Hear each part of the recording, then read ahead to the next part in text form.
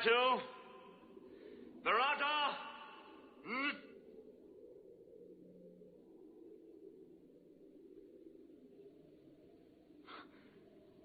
Necktie. Nectar. Nickel.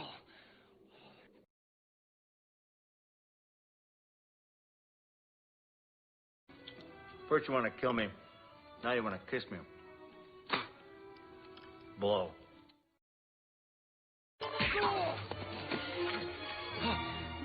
You found me beautiful once. Honey, you got real ugly.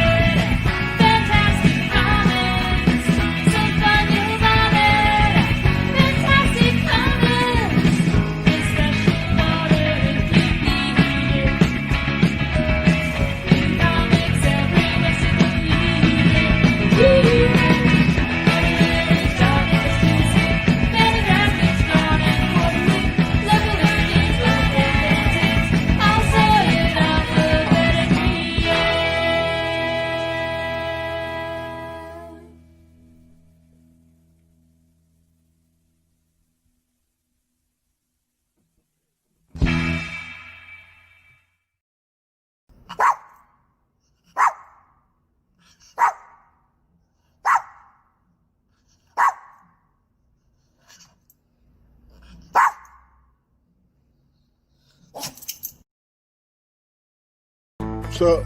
Sup? Sup? Sup? Sup? Hello. What's up? What's up, everybody? Thank you for tuning in. I know you have a lot of other comic book shows that you could be watching on YouTube, and you have chosen to give us a look-see.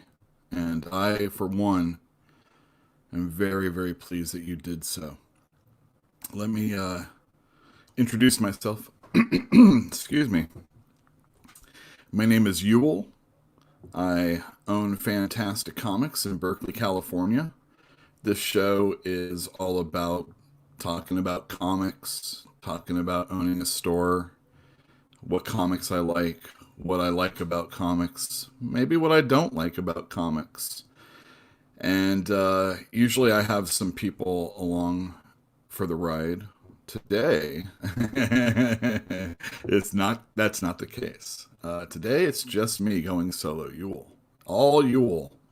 I'm not sure how long I can do this because I'm not one of those guys that has like a super crazy plan. I just have like little highlights that I have to want to go over. But since I don't have necessarily a sounding board of persons in my ear talking about it, I might lose a little steam. There's a lot of shows that are out there that do that kind of thing. They are very well crafted and very well manned as far as the person on the microphone.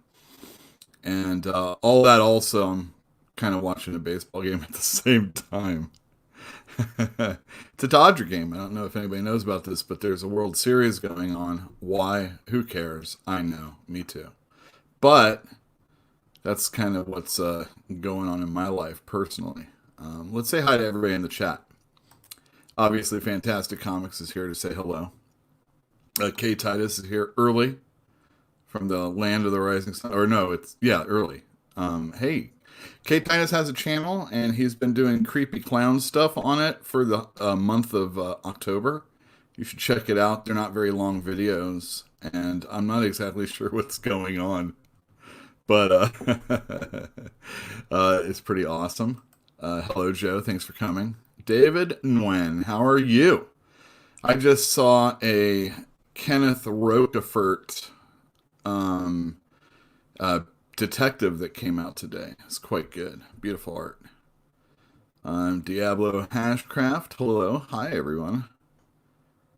Hey, Ewell, do you want to talk about Last Ronin tonight? Okay, so, Christopher, yeah, I would love to. Let me get back to that in just a second. Oh, you guys, see, I send mail. Anybody that wants a to get a mail, a box full of comics. We do that kind of thing. I hope you enjoy those death metal books that you have, Diablo, because I just started reading the issues that precede Death Metal 4. So I read Trinity and most recently Speed Metal. I will be talking about Speed Metal. Spoilers, I liked it. Go Rays! Oh, that's killer. The Rays, unfortunately, took out the pitcher that was dealing, and the Dodgers scored 2 runs as a result. He may have been tiring, but I hope that's not true. They're a team of destiny, but I can understand that. If they came back, I would agree.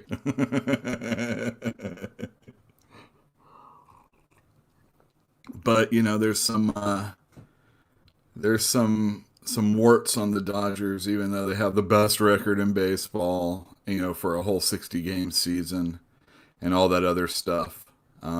It's great. I'll try and last as long as the win or as long as the loss.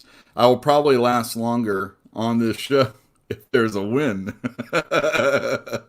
as opposed to a defeat. And there's always tomorrow. Well, not always. There's only tomorrow if there is after this. Anyhow, enough with that. Yes, I am reading every issue of Death Metal. I didn't think I was going to, but I've really been enjoying it. Last week, the Robin King came out with artwork by Riley Rossmo, and beautiful stuff. Really good. So, for those of you that don't know about Last Ronin, this is, I don't know if, so Kevin Eastman and Peter Laird are back on Turtles, and I'm not sure if they're actually doing the artwork, but this is in the far future. This is their total vision of the Turtles and what they expect to, wanted to have happen ultimately. That dream scenario where you're actually ending it. And I guess 3 of the Turtles are dead and only one's left. And it's going to be really dark. And already stores are, like, we don't have any. My brother and I were talking about this. Now I'll let you know how that conversation went in a second. But we're talking about The Last Ronin. So this is a really hot book. Very hot book. I've had people ask for it, and I put them on the list. I've had people ask for it after the fact, and by the time Saturday came, I told Jeff, no more. We have, I got one for me, and then there's one for, squirreling away for a long time. That type of thing. Not for putting up on eBay. And that's just how I personally said we were going to be running the store going forward. Because, we can't afford to just get a ton of stuff. Even if I knew this was going to be the hottest thing in the world, there is a lot of times, even at the other location that we used to be in, where we don't sell that stuff that's like really super hot. And since we don't have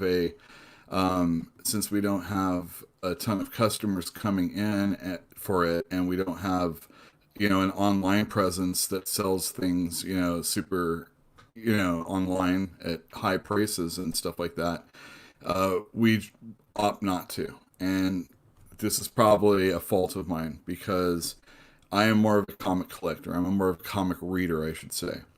And I always wanted to run my store like that, but ignoring the fact that there are speculators. And it's fun when someone wants to get that new thing. It's just when I've already ordered it, it makes it less likely for me to have it on the shelf for other people. So my brother and I were talking about whether or not we were going to let anybody else have it if they asked after the fact. And we went through, oh yeah, you might be hearing a dog. That's not mine. I think the neighbors have a brand new dog and it barks. So we decided that we would pull for the customers that asked for it after the fact rather than sell it for $50 in store or maybe online. Like I've been seeing a lot of stuff. There's always that person that somehow has a 9.8 and it's $350 and it hasn't even come out yet. So how's that happen? But I feel bad for anybody that wants it just to read.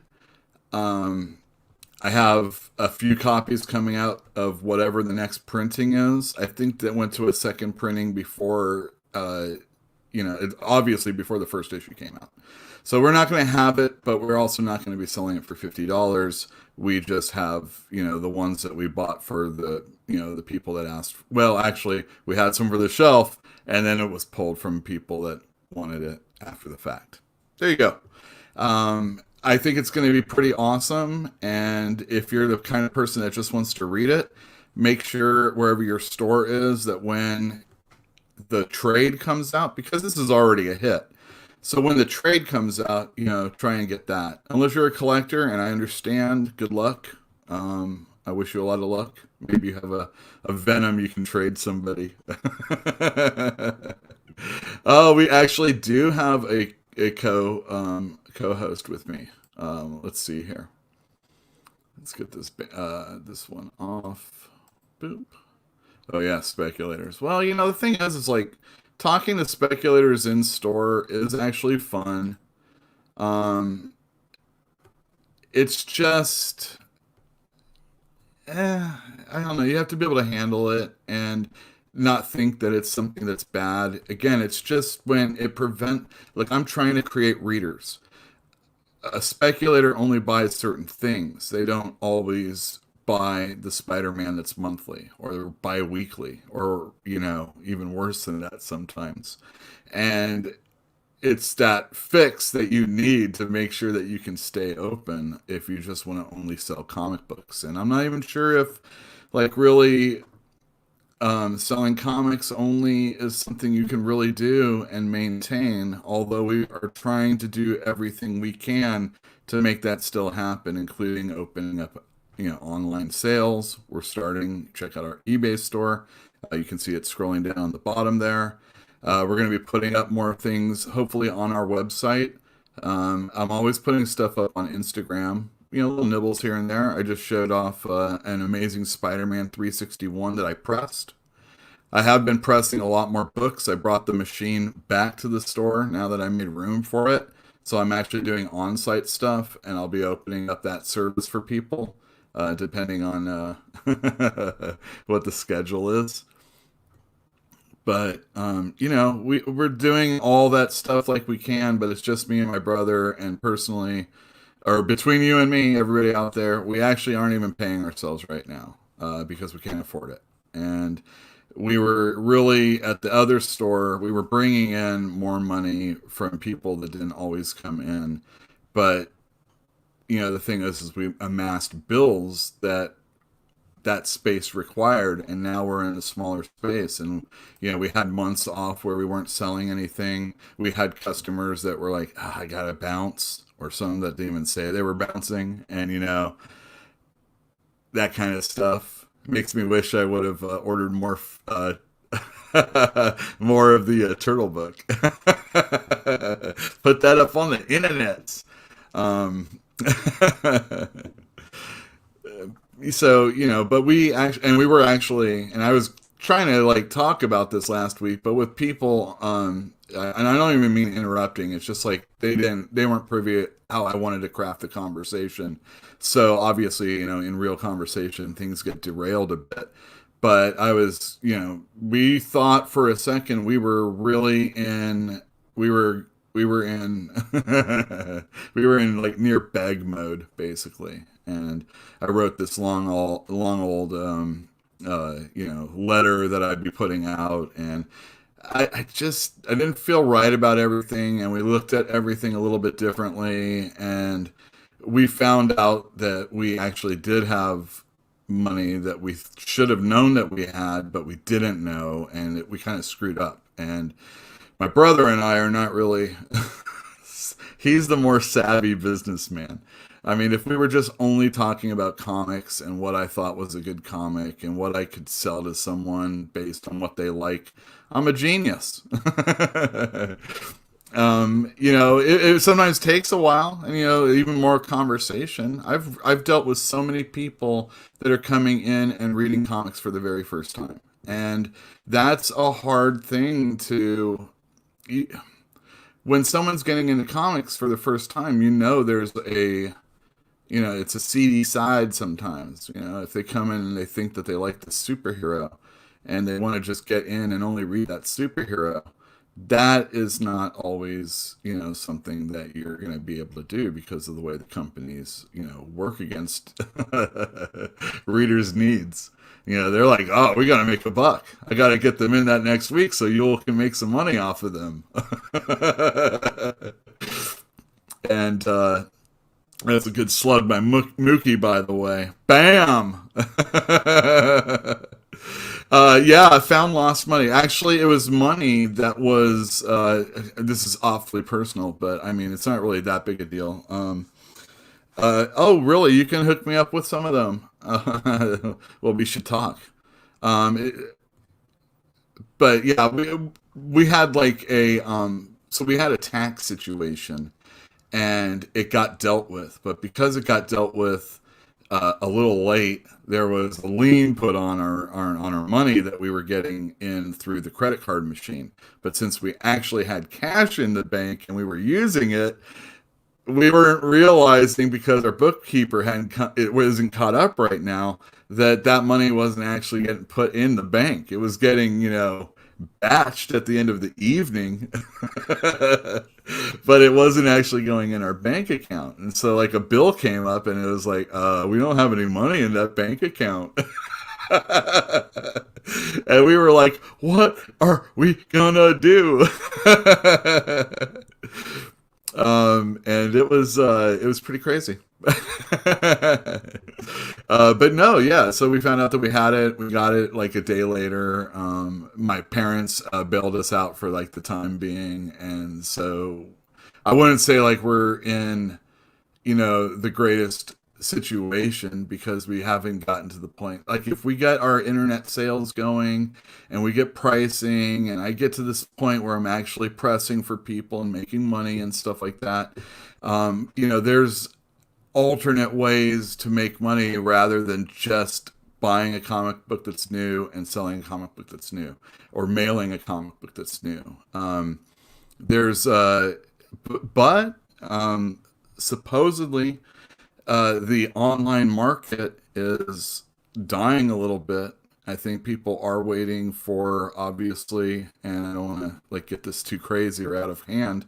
There's obviously an election coming up real soon. And I think, during these times, people are like, a little stingier. And maybe stingy isn't the right word, tighter with their money.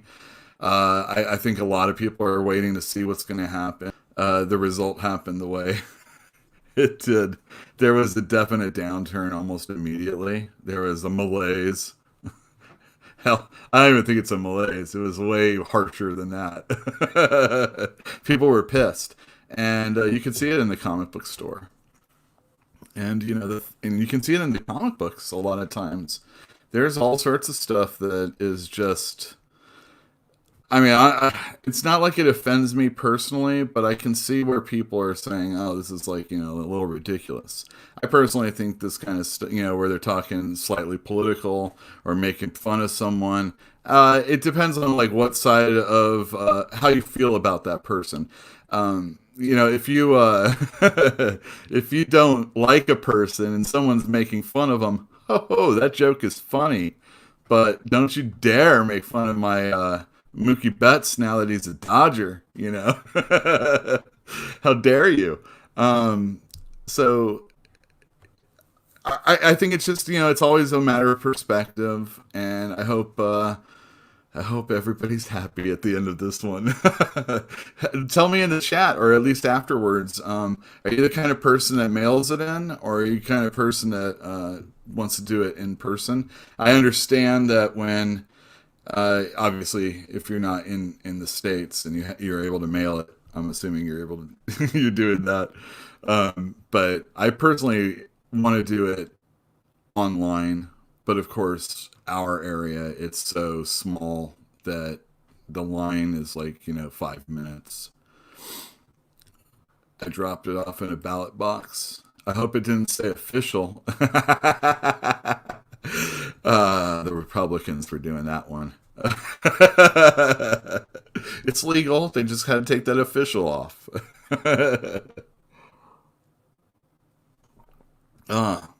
If you had anyone that got left out, let me know. Oh, a Roquefort cover? I saw. All right, so Shane Davis, who is doing Metal Men, is doing an Indiegogo that has cats in it. Anybody interested in that? They're space cats, but it's going to be like action. I think Shane Davis was the one that created Dexstar, which is one of the Red Lanterns, and so he likes cats, but I'm not really that into cats. There is a tier where you can get your dog in the book, and the dog is going to get whipped by bad cats and, and basically be enslaved. But yeah, Roquefort's doing one of the covers for that. So check that out. Space Cats can be fun. I agree. If you're the kind of person that is into Indiegogo or Kickstarters, I have done both. I have enjoyed everything I've ordered from all of the different places I've ordered. And there you go on that. The last one I did was in the room back here. I'll turn on my camera. If you can see the door behind me, that's by Jim Rugg. Jim Rugg did Street Angel and the Slave Labor graphics days. And this is like glow, a dark light. Yeah, dark light poster.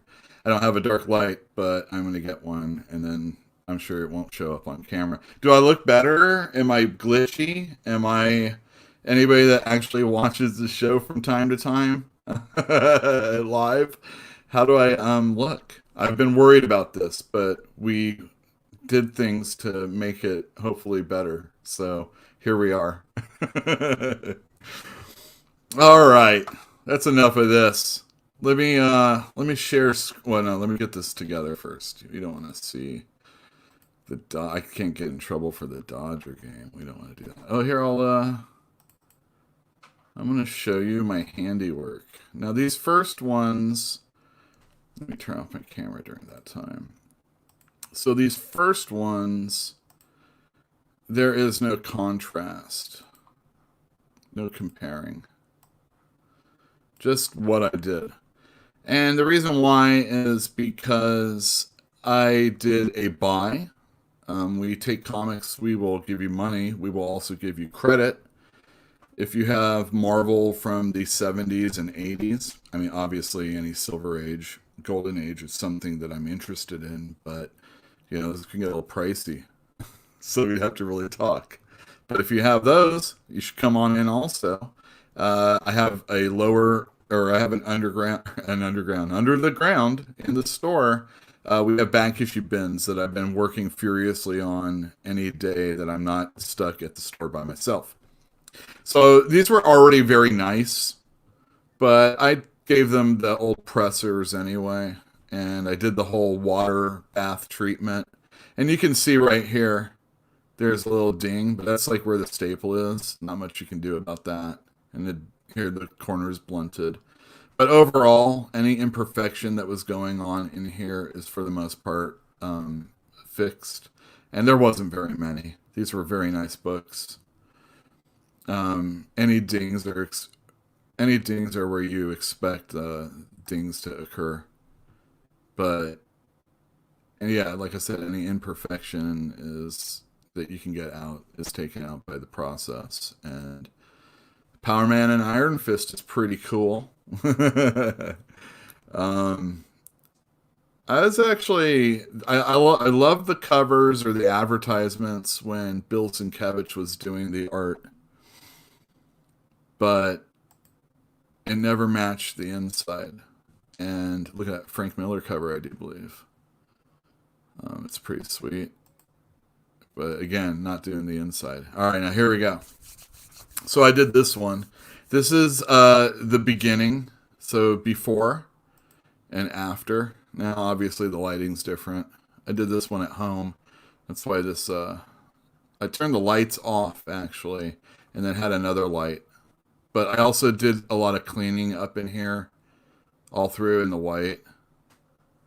And over the whole book, really, but sometimes I took some of the starch out. Anyway, this is still up here in the right corner, still kind of mashed. And then when I turn it over, you're going to see in the upper right, oh, well, not yet. Front cover first. Actually, you can see it right here in the left corner. There's a little munch taken out of it. Not like a rat, just a little piece taken out. There it is afterwards. It just really kind of tightens up the book a little bit more. And it doesn't make it perfect, but cleaning the books and then pressing it really brings more of a luster to the cover also. There's other tricks you can take to get the light so that you can see the creases a little bit better. Here in the upper right corner, again, it's kind of funky. Here it is in the back. I love these old ads too. Now, I don't really do well when it comes to spine when there's a roll, so I don't really attempt it. I guess someday I'll really have to do that, but until then, I'm not going to do it. And here's that piece right here that was taken out. That's still kind of funky. If I did the roll, I mean, it could still be a little bit better. There's people that do these multiple times. There's that again. Just other than that, this is the first appearance of Jon Stewart. And who doesn't love looking at close-ups of comic books like this? Now, this book had a lot of problems. Obviously, you can see it right off the bat over here by the wizard that's reading, marrying Wonder Woman off. It's kind of torn. When you open the cover, which I didn't, it doesn't go through, so it just kind of is an abrasion on the cover. And here it is afterwards. Again, about the lighting's a bit different.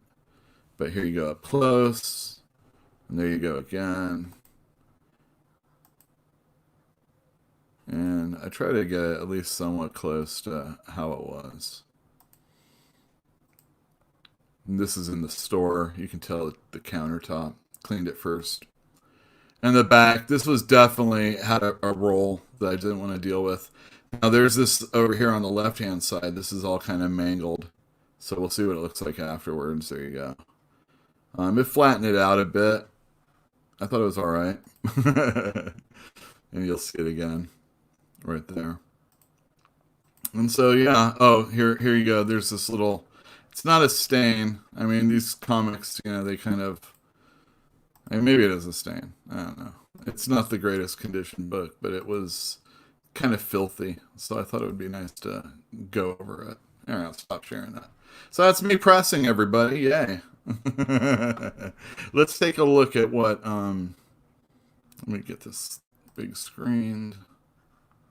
How do you do that? Oh yeah, there you go. Boom. Russian quiz. Which celebrity is this? There you go. Where is Bruja? Good question.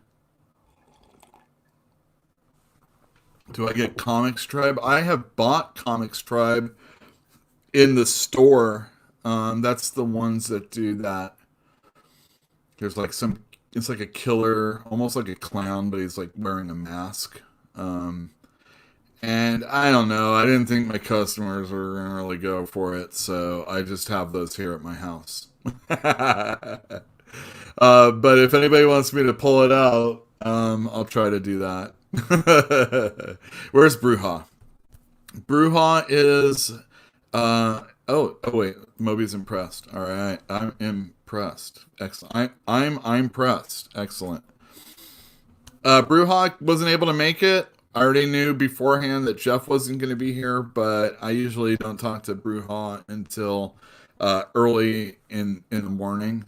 Well, not early in the morning. It sounds like 3 or something like that. When I get to the store around 9 o'clock. And, I get on Facebook and I'm like, hey, how you doing? You ready for the show?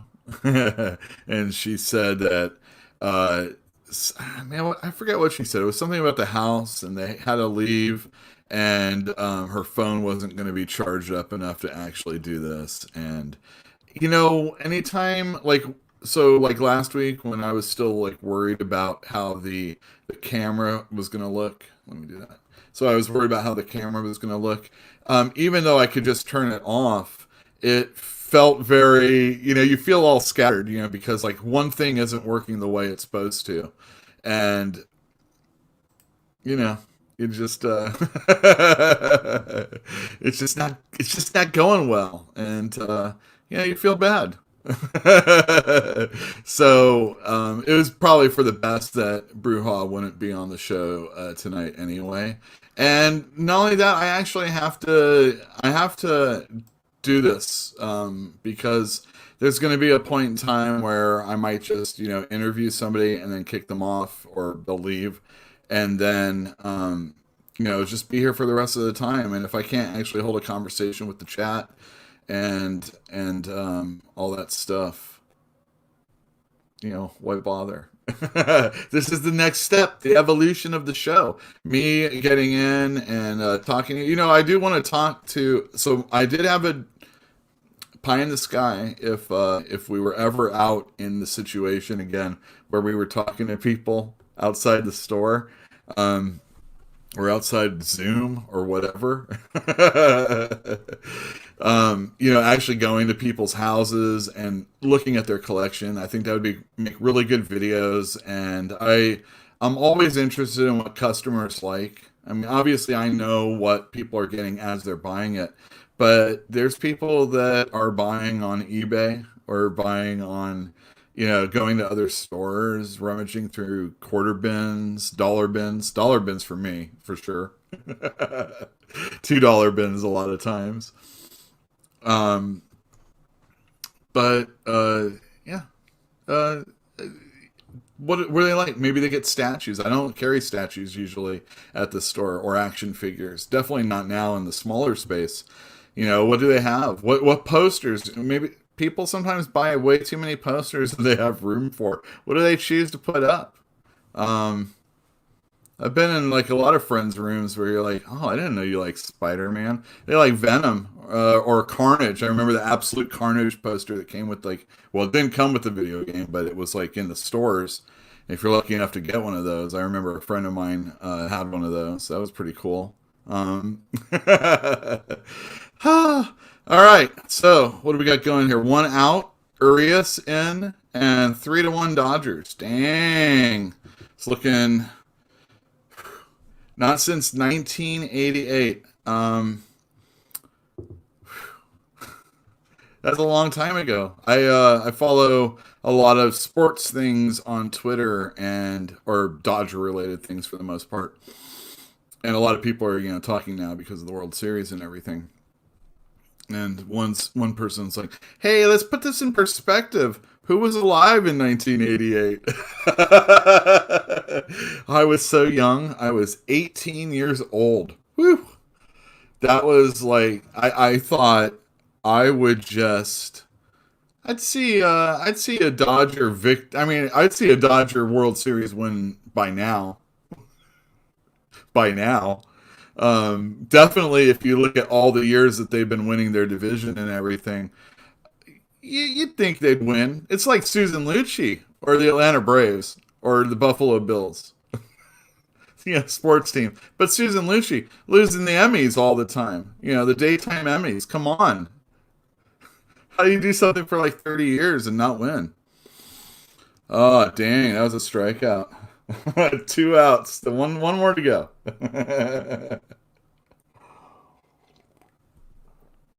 I don't think it's a real one. I mean, it's the real one that anybody could have had, and the Dodgers are going to probably do that. And, they played by the same rules as everybody, so it's not like one of those asterisks or Houston Trash Joes situations. But, it's different. Everything's different right now. It's like a sense of normalcy, I guess. It's a swing and a miss. Strike one. Urias. I remember somebody silly was like, "You're gonna see this guy at the start of the season, but at the end of the season, you're gonna be saying this is the best pitcher in the game." And now he's closing this out like he did against the Braves in Game 7. and strike two. He fires it in at 94. Coming from the left side, it's so nice to see a left-hander that can throw hard. These guys just throw soft. I mean, they're usually older also. What happened to Steve Garvey? Steve Garvey became a San Diego Padre, and then it came out that he had fathered a lot of illegitimate kids. And then there's a strike three looking at 97, and the Dodgers are World Series champs. Woo! Steve Garvey. So there was this bumper sticker that was made that said Steve Garvey is not my Padre. Damn, they bounce around like little kids. 1988, I was still reading comics. I'm sure I was reading like The Question, or I was about to be reading Sandman.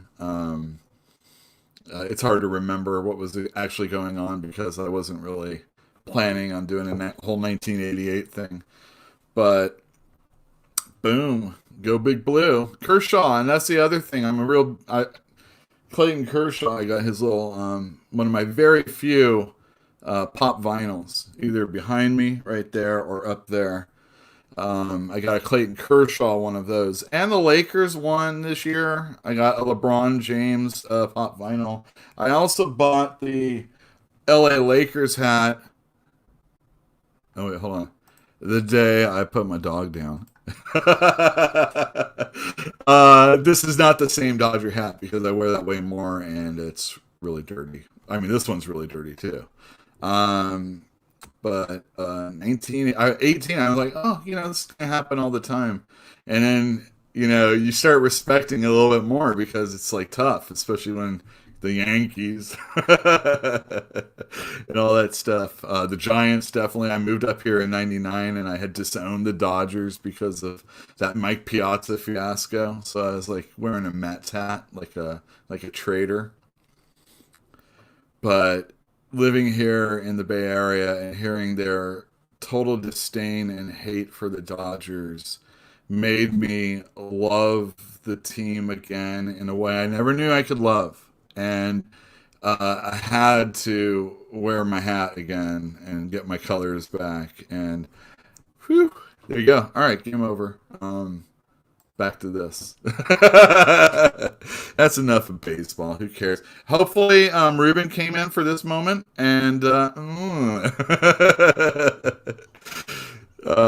let's get a comic book up for you guys. Not that, though. All right, I'll just take a sec. I'm going to do a review. Maybe come back to the chat, see if anybody has said anything. I'm going to review a comic book. How's that? Oh, you know what? So yeah, I was going to do this whole thing, but I really wanted to have a conversation if people, were with me, Jeff, and so I could stir the pot a little bit. But it was kind of about how Donnie Cates was out on Twitter and said that he would really like to write Blade, the movie. And then he came back and said that he apologized for that. And it was a whole thing. It was a whole to-do. What I really wanted to get in a conversation about is like, who can write? Who can be? I mean, can you be Annie and not be redheaded? Obviously, we've seen this in other ways too. But why not? Let me get this thing up for us. All right, Dodgers won. I like that. That was a big deal. But 60-game season, let me tell you guys, that's just that's not really baseball. I mean, obviously this is what we had, but it's not. I mean, you're supposed to wear down and be, not, I mean, you're supposed to gut it out and have been worn down, and it's the people that remain at the end of the game. The reason why Kershaw gets the label of being a choker is because after 150 innings in the regular season, he's then asked to, pitch 30 or 40 more. And, you start to gas out.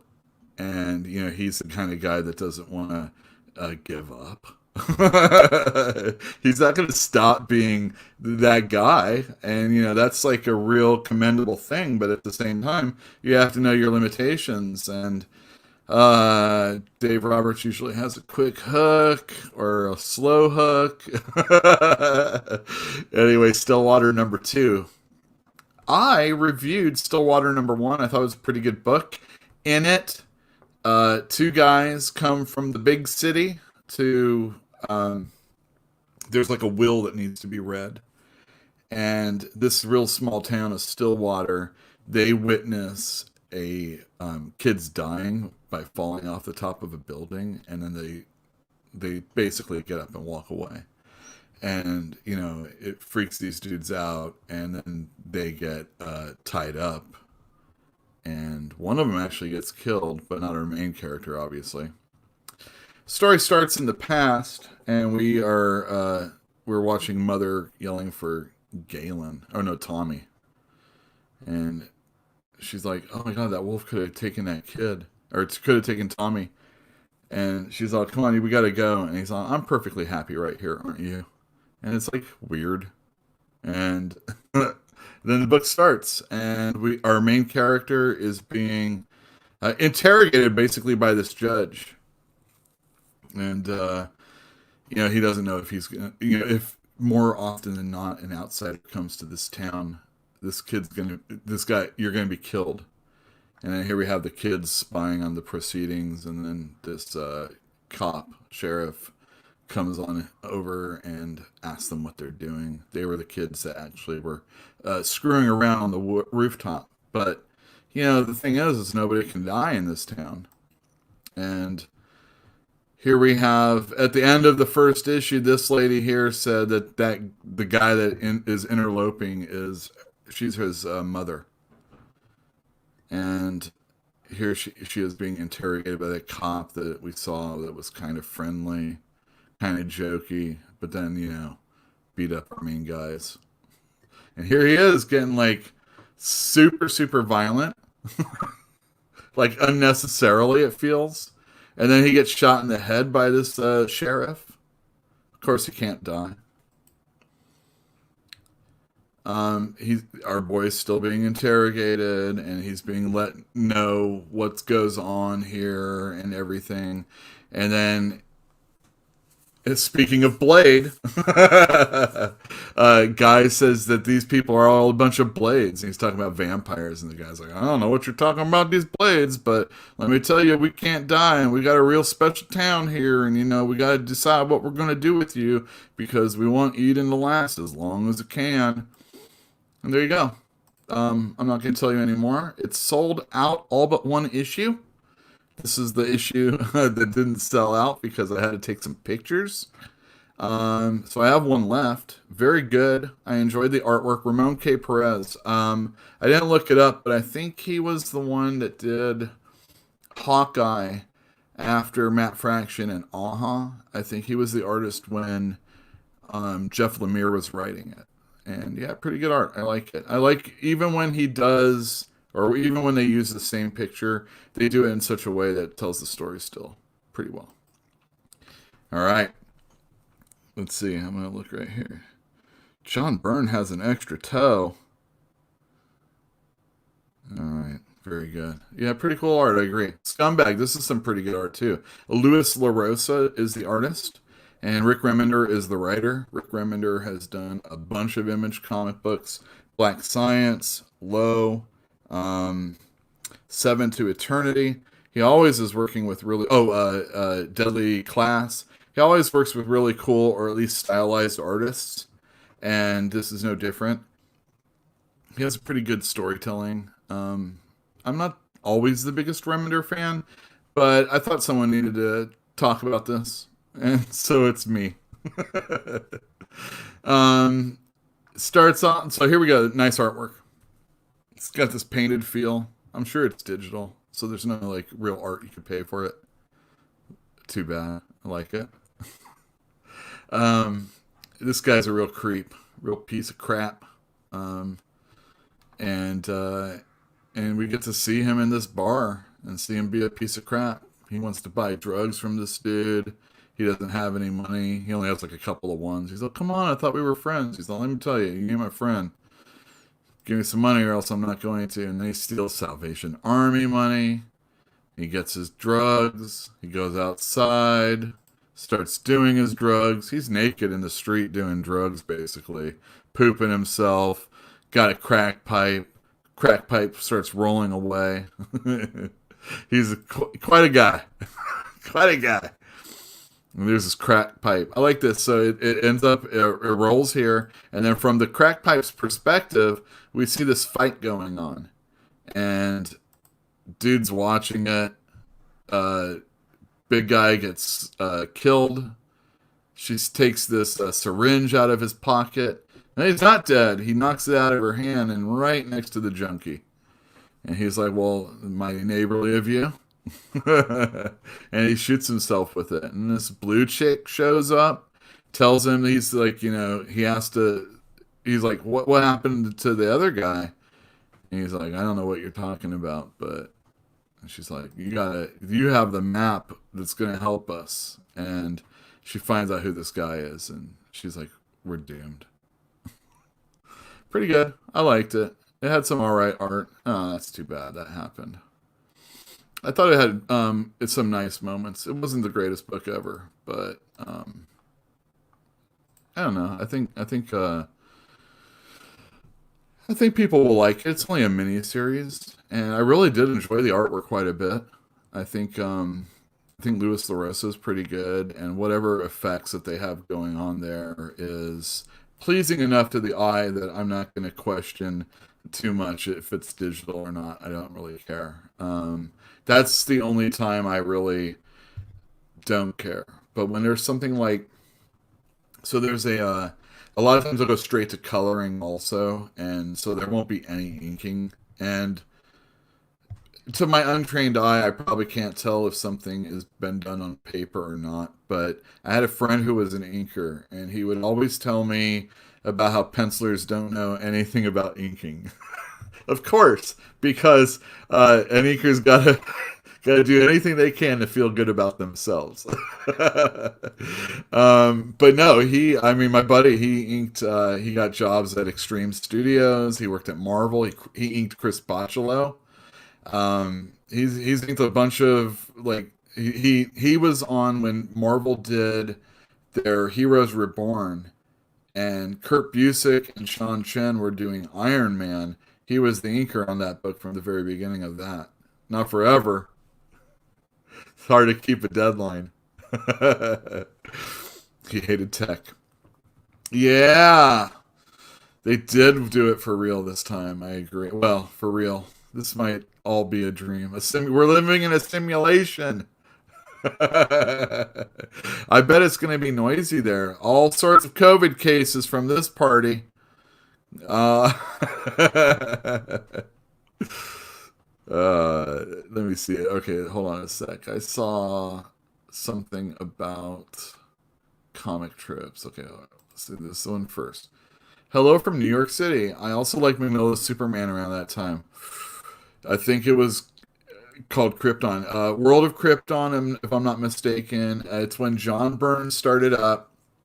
He had the Man of Steel that he wrote and drew, John Byrne, and then there was like two other miniseries, World of Smallville, and I can't remember who the artist was, and then World of Krypton, which Mignola did the art.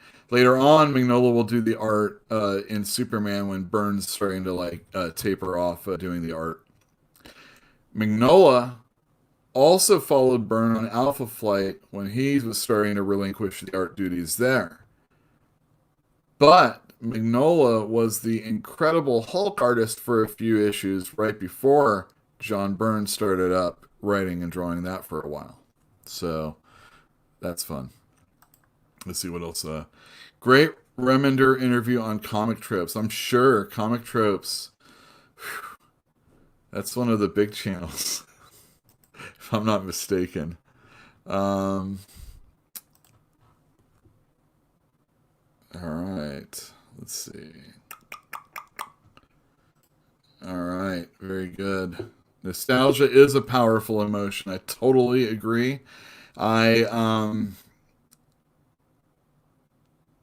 It's tough to ignore it.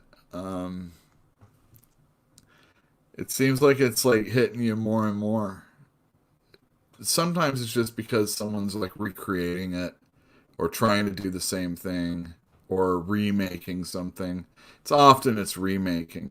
And so, someone else can take advantage of that if they own the property or the original stuff. Or, I don't know, I think everything's really just out there to make old people angry about what the kids is doing today.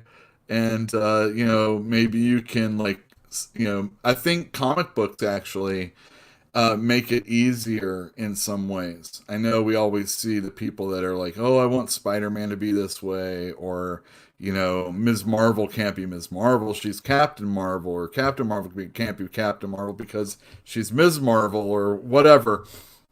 Those people are out there, and I understand. I like to keep my numbering. It just makes me feel like I'm accomplishing something. There's always that thing I'm trying to work towards, maybe like filling it all together. That's a collector mentality, and renumbering sometimes isn't the greatest for that. And I think, we look back on the past and are like, things were a little bit better in those days. Like, we just saw the Dodgers win the World Series on a bullpen game. And what a bullpen game is when you're not using any starters, or at least any starters that can go long, or I'm going to give them a quick hook. And they have they call it the first person in the game an opener, and he might only pitch one inning. When I was a kid, a person that would only pitch one inning wasn't on the team. They're not important.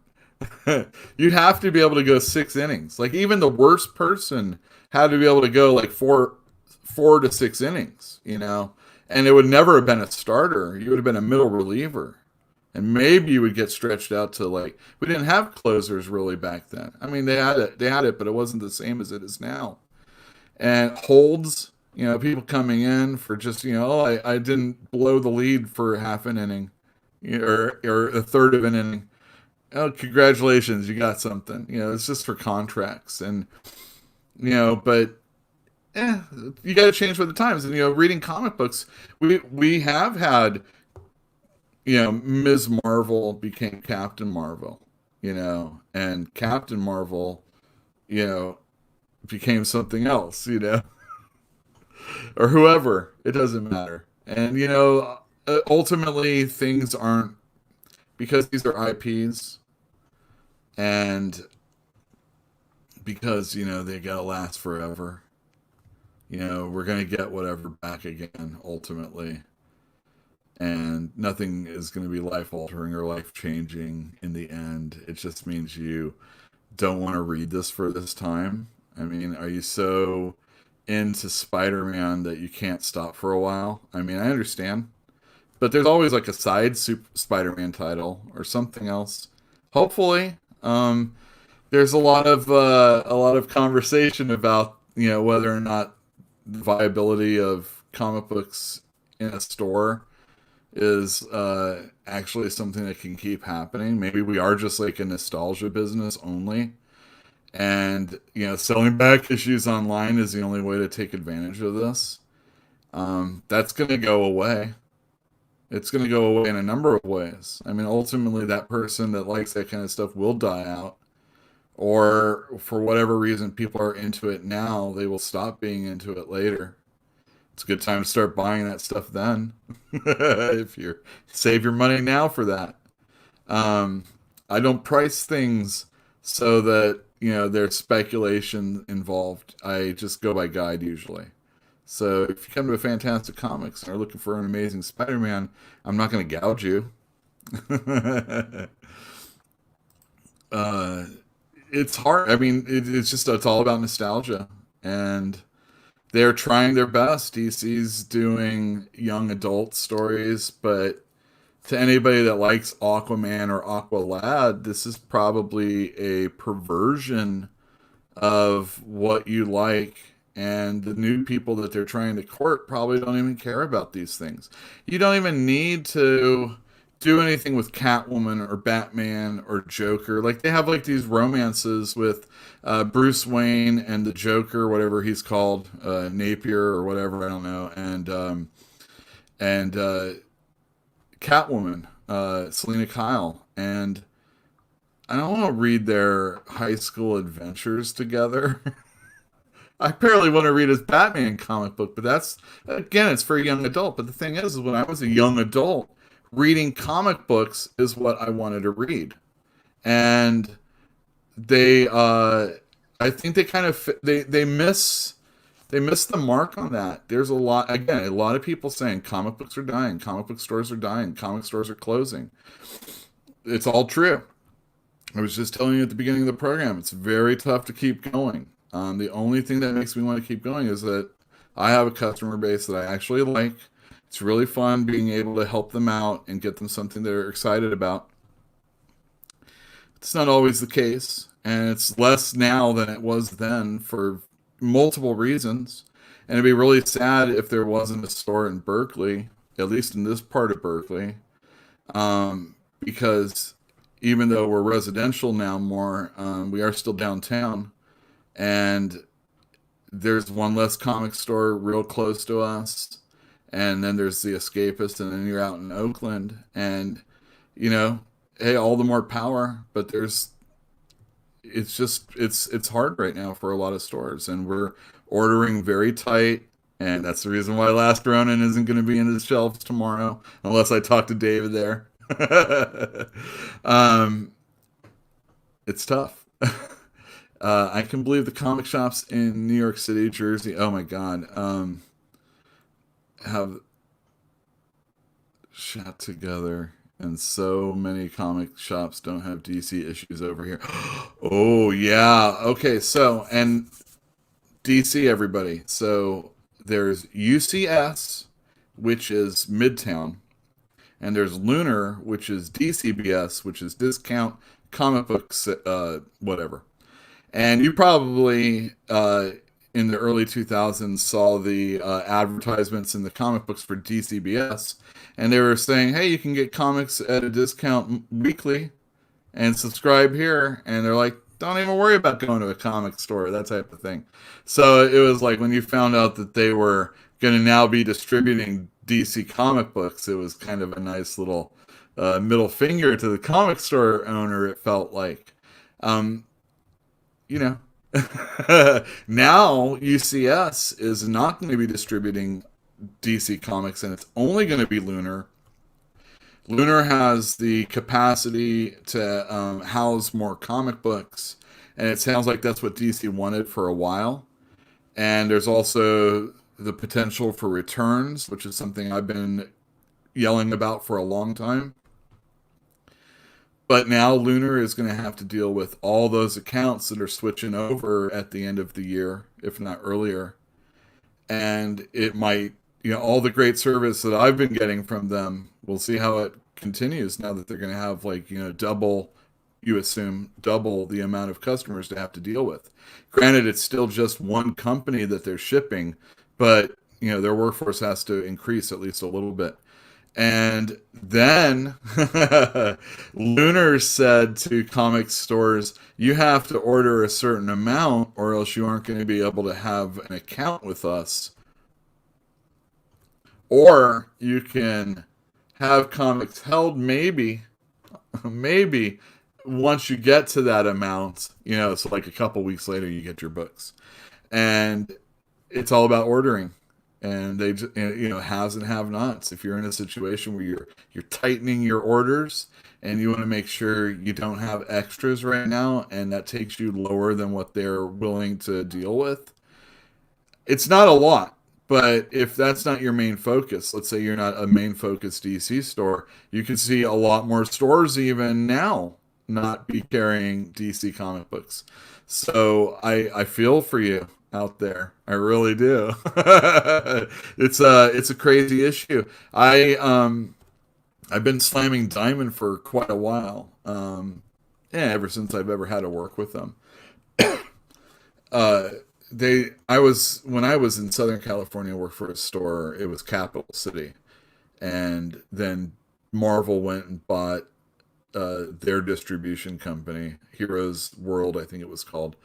And then the scramble went for all the different companies, Dark Horse and Image and Valiant and some smaller companies. And then Capital was basically left with the dregs, and they couldn't keep going on. And so then it was just Diamond after Marvel screwed up. So they went back to Diamond with their tail between their legs. And then we got the monopoly we have. DC was saying, oh, well, you're going to have these two places you can go to that would be, if one isn't doing it for you, you can go to the other one. If you're not liking it, you have two different avenues to get your books. So, competition and all that, which you weren't getting with Diamond. But now we only have Lunar distributing. So it's basically right back to where we were. Although Lunar has been very good about their packaging. I think they've done a really good job, and they've been on time, and there are people that are actually selling their comics beforehand. I've heard about this.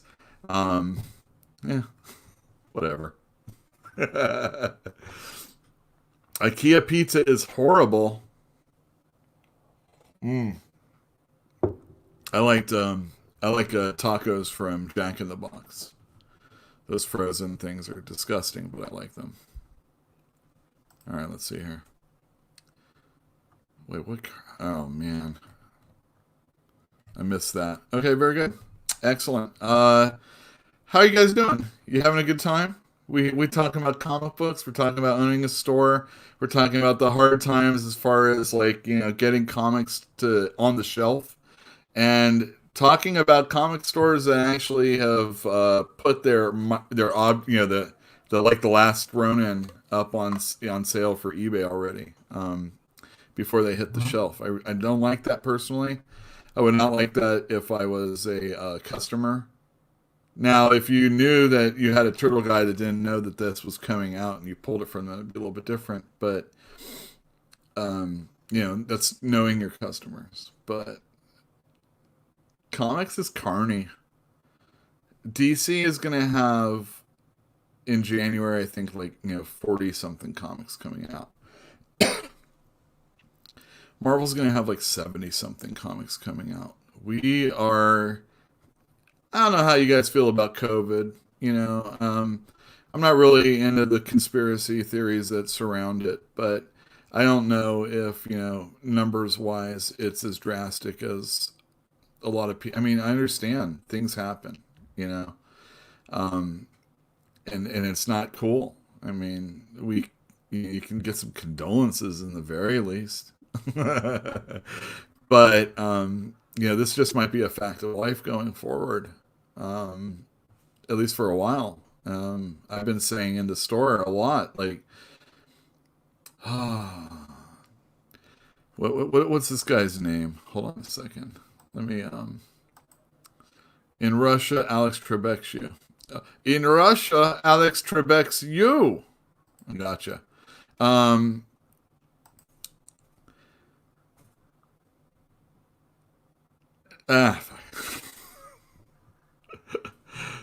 I don't remember what I was saying. I shouldn't have looked at this name.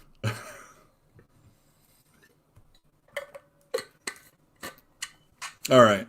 I'm done coughing now for at least a little while. Let's look at another comic book. How we do that? Let me, damn. It's such a shame that I screwed up so bad on this. All right, we won't do that one. Oh, okay, here we go. Bum bum. All right, we're going back to a review. So I'll stop my camera. I'll share screen. And we'll get this review. All right, I'm not going to tell you everything that happens because, ultimately it's just a nice little side story. I'm getting congratulations for the Dodgers. Excellent. I worked hard on that too. I'm very happy about it. Death metal. So here I was saying that Marvel is going to be putting out a lot of books, but DC, when they know that they have something that people like, they put out a lot of things. So Death Metal, which is a miniseries that's been spun off of the original Death Metal, which went into Justice League for a bunch of time. These are the side stories. So in between issues 3 and 4 of Death Metal, there are 3 issues. One called Trinity, one called Speed Metal, and one I think called the Multiverse. And they take up the point, they take up the space that the delay between 3 and 4 is. It's not really it's a planned delay. It's not a delay. It's these stories are so integral to the story that you're going to want to read these before we get to the next part. And basically Wonder Woman has put out this plan, and all these guys are going out and doing these things. And in the Speed Metal one, all the Flash characters are being chased down by Batman Who Laughs Speed characters. Joshua Williamson was the illustrator or the writer on the original or the Flash series that's been going on. So for him to take this on, it's kind of an epilogue to what he's been doing. Eddie Barrows is the illustrator, and I think Eddie Barrows is he already had done some really wonderful stuff on, I can't remember what the book was. It was a DC book. I think it was like, it was their World War II characters. I can't think right now. Eddie Barrows, anyway, is doing a really good job. And he does have an inker and a colorist, so I'm assuming this was on page. This really is some classic superheroing. Definitely some classic Flash. All the characters are here. You got Wally West in blue, Barry Allen, Jay Garrick, and then this is the new Wally West. I'm just going to say it. Black Wally West. But he's, these are all great characters, and they all have really great relationships, and these are the demon hordes that are coming after them. All Flash characters, or style characters, along with the Batman Who Laughs. And it's pretty sweet. I like this a lot. To anybody that doesn't know, Wally West does this mathematical equation. He speaks it, and then he stops time. It's kind of having a reverse effect on the Speed Force. So these guys can't use their powers, and these guys can't attack them. And they have to make a plan. And Barry's not very happy with Wally for doing this.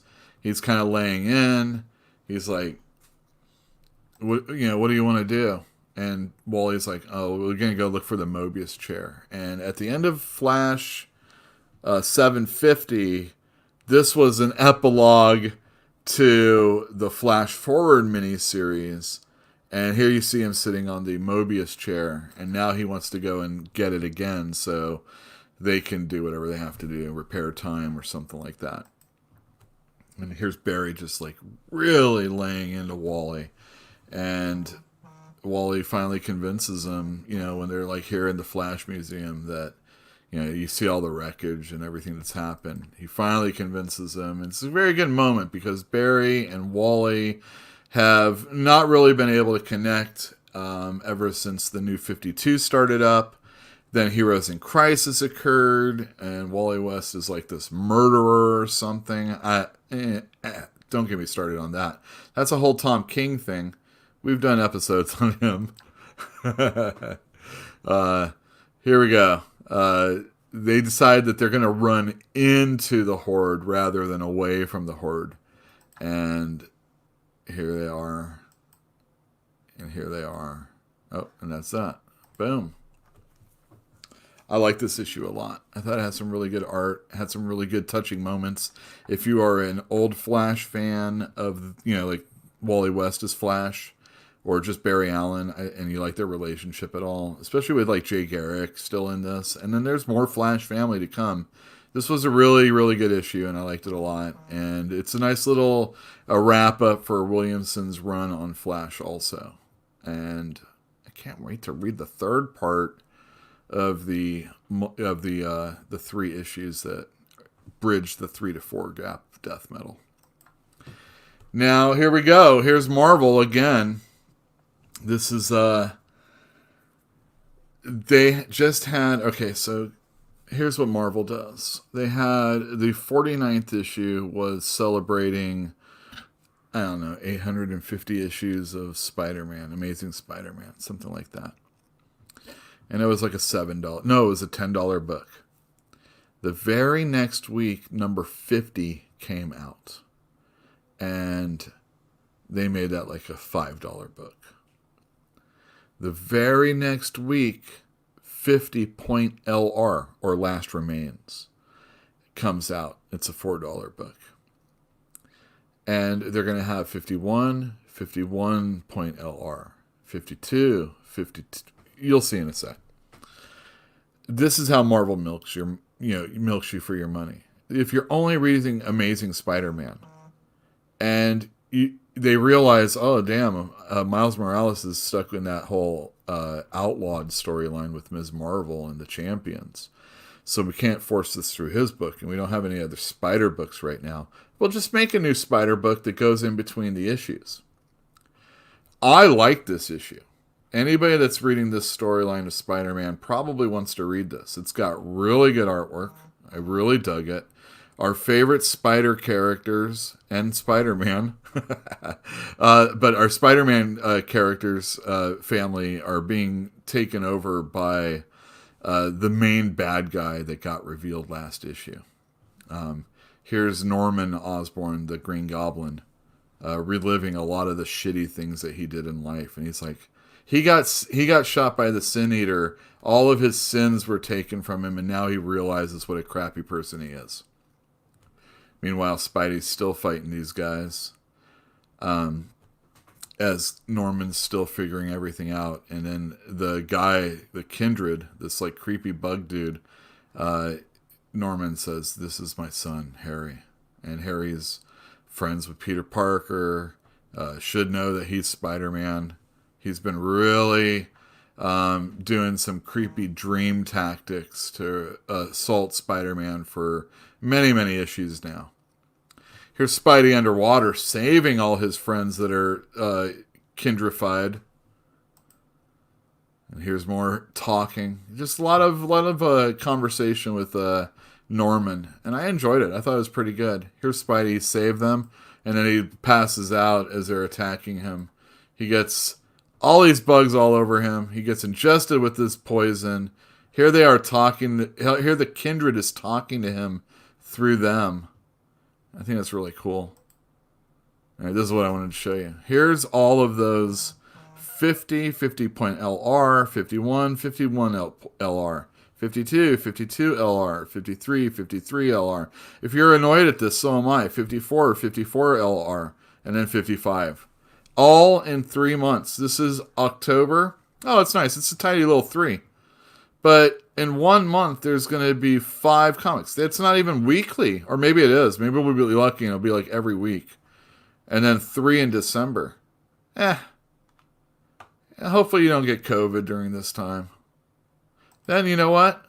Just to make you feel happy, here's if you want to get into the King in Black miniseries that's going on. The King in Black's been going on through Venom, and it's going to either go through other people's books, or it's going to have brand new miniseries or one-shots started up. Or in the case of Black Cat here, her series ended, but the same team, writing and art, are just going to relaunch it for the King in Black. Again, cash grabs, man. Cash grabs.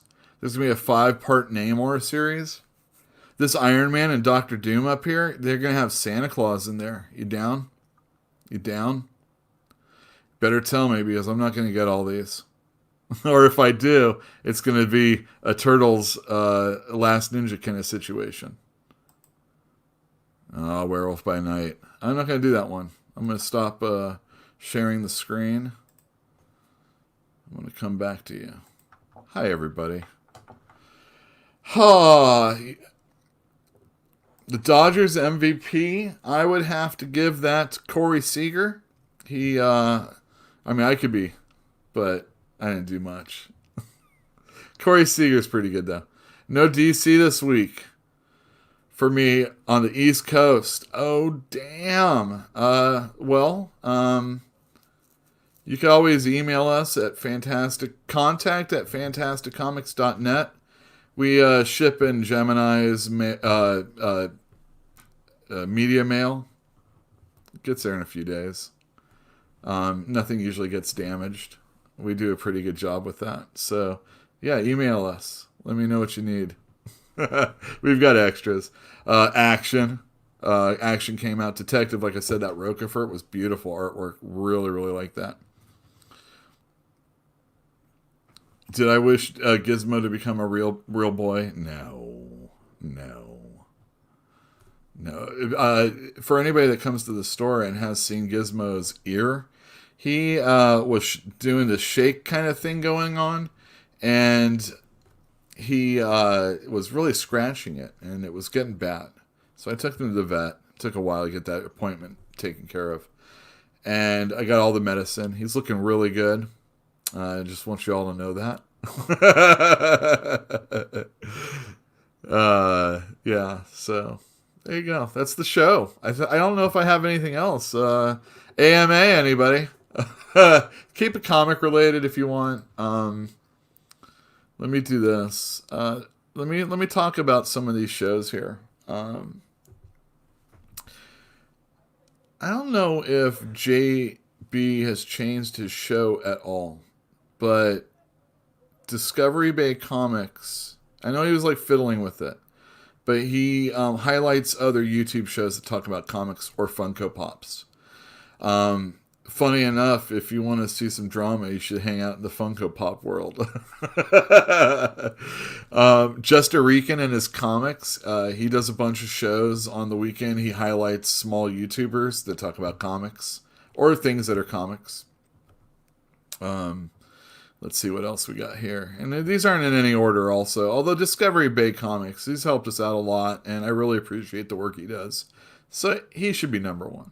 Comics by Perch. This dude has owned a comic store. Does not right now, but is getting ready to. He pontificates quite a bit about the industry. He's been in it for a long time. He can draw, so he has like a concept of like how books are put together in that way. He does really thoughtful videos that sound really horrible.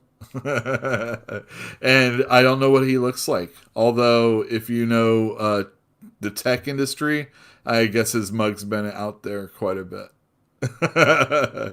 But he does really good shows. He has a Friday live show where he just drinks and talks to people that are in the industry and talks to the fans out there. And he's a really good, cool-headed, or even keeled, a level-headed guy.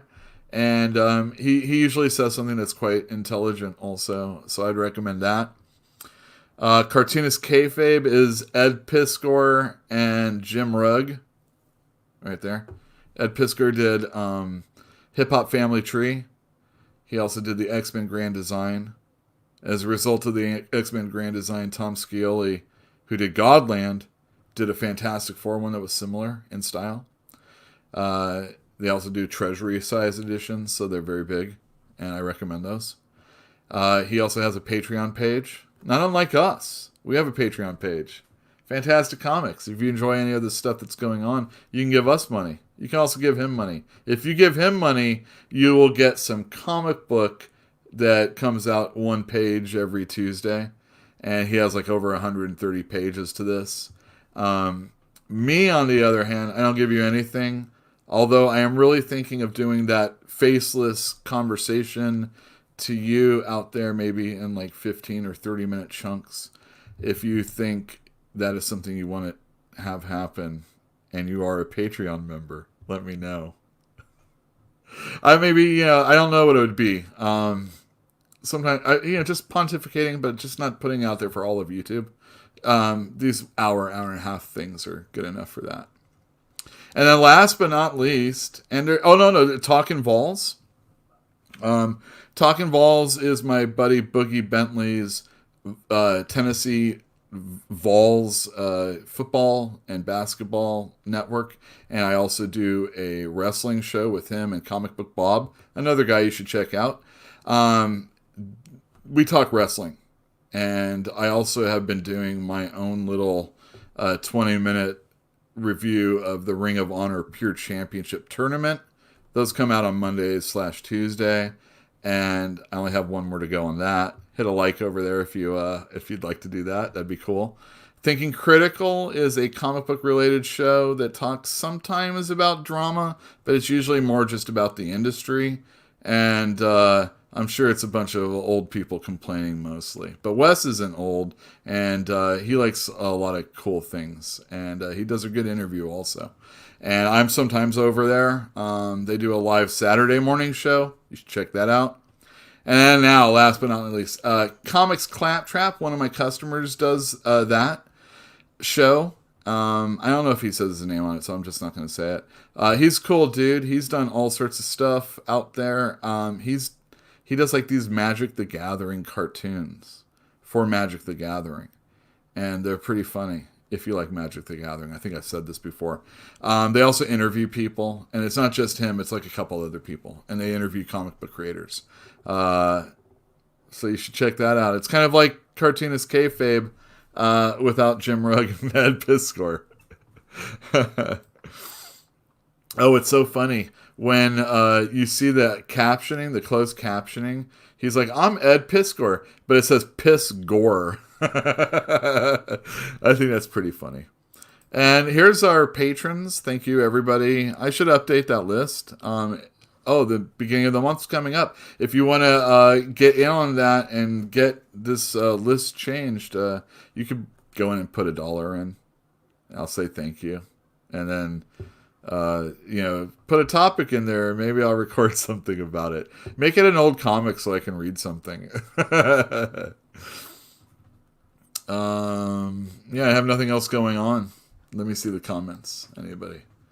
Can you what Backflash? I don't know any Black Flash. Black Flash is Wally West from the New 52.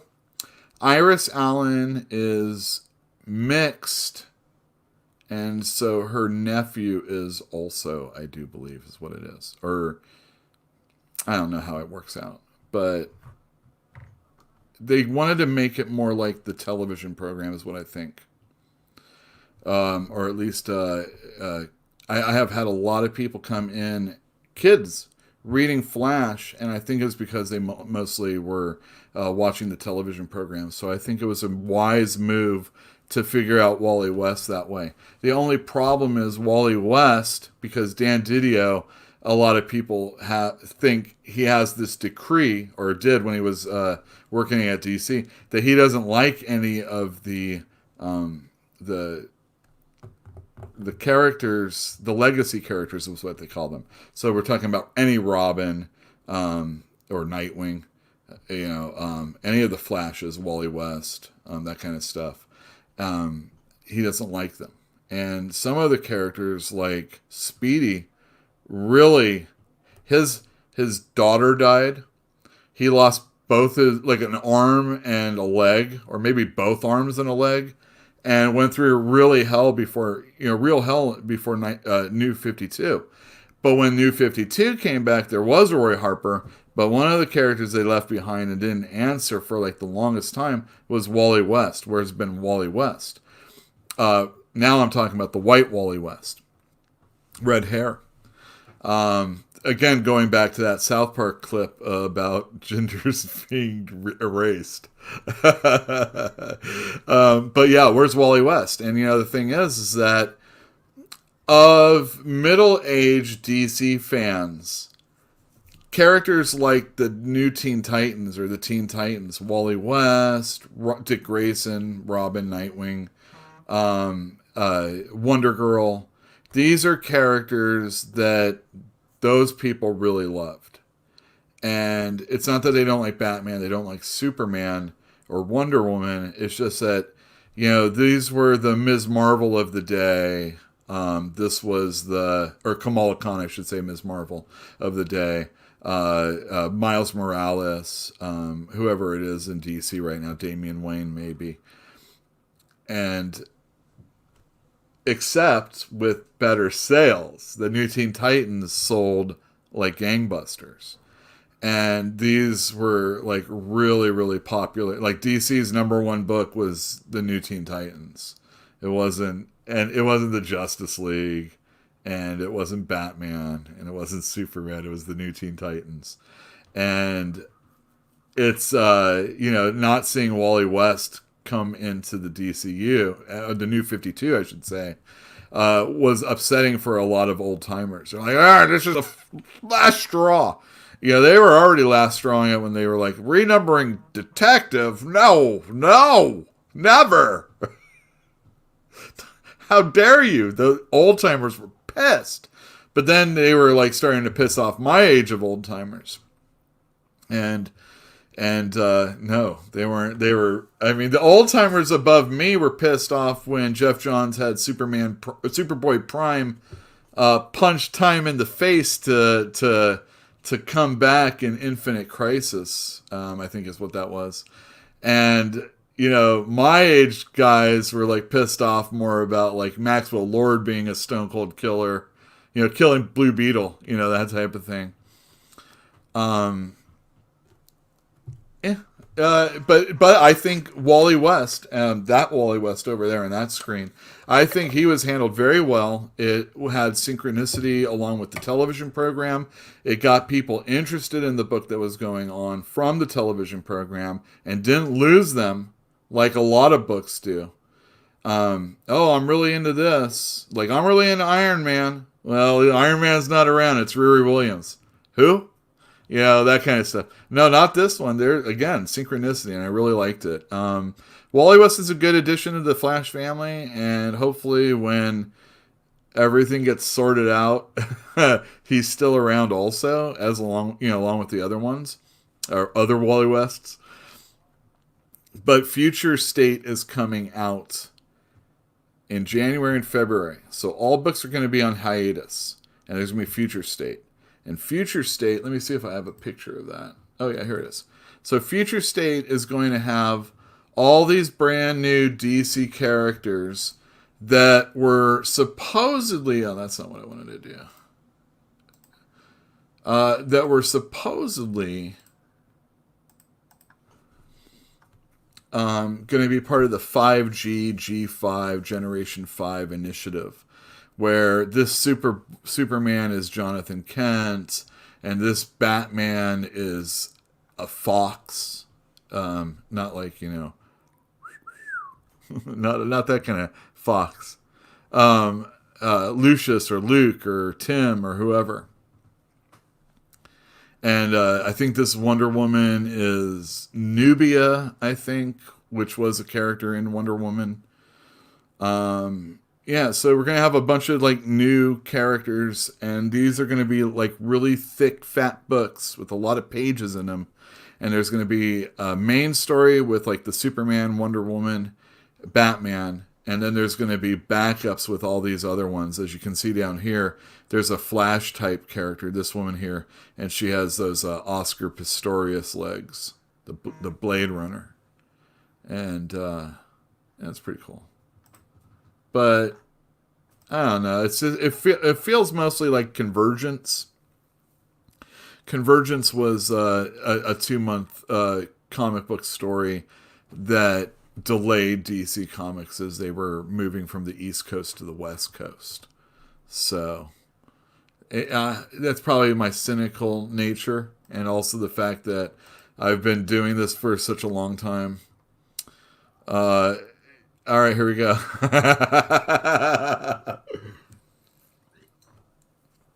That's right. So when they were behind, I had these socks in the corner of the room. I had clean socks.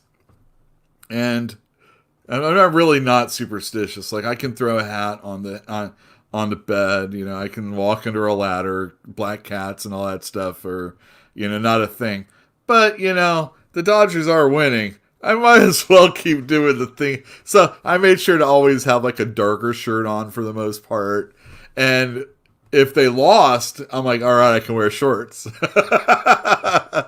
But then if they didn't win, I'm like, I'm back on jeans. So yes, I am wearing jeans even as we speak. I worked hard. It was hot today. So, I mean, come on, Dodgers. Where's my ring?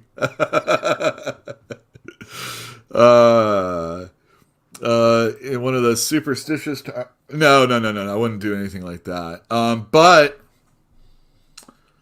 well, I mean, you just wait till a loss. That's really what it is. You can like change things up. So that's the reason why I'm still bearded, but now because I don't like having this much beard. So tomorrow I'll probably be clean shaven. Oh, I can't wait. I drool in my sleep. Yeah, it's just like, Matt Stan. It's really horrible. And then you cannot put a hat on the bed. What are you talking about? You're not supposed to. Yeah, sure. But I mean, I've fallen asleep and the hat's been on the bed. What are you going to do? Thank you, everybody, for tuning in. I really appreciate you hanging out. I know it's a little weird. If you enjoyed this way, let me know in the comments down below after the fact. It supposedly helps the algorithm, and that when we air next time, more people will actually find out about it. If you hit the thumbs up, not only will that, I guess, help the algorithm, I think it also helps you know when when I have another show up. It's always Tuesday at 8. But I have been thinking about doing some other ones, maybe like early morning as I'm opening the store. Maybe I'll just read a Marvel Age or something like that and just have some fun with y'all. Thank you very much for tuning in, though. I really do appreciate it. You shared a special moment with me. I am True Blue. Here's the store, by the way. Yeah, I'm True Blue. Wow, what a special day it was. You know what? I'll go out like this. I'll make a new one for later, but we'll just do this one for now. Good night, everybody. 1-1 pitch is clunked to first. That is picked up, and wow. Well, Albies doesn't know that he was safe, and he rounds the bag, and he's tagged out.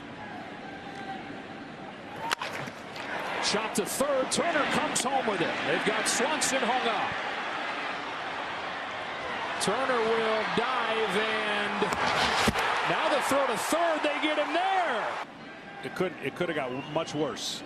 Freddie Freeman lifts this one way up there. It was like Betts didn't see it at first. Now goes back. Jumps, and he does it again. Mookie putting his stamp all over the NLCS defensively. Good night, everybody.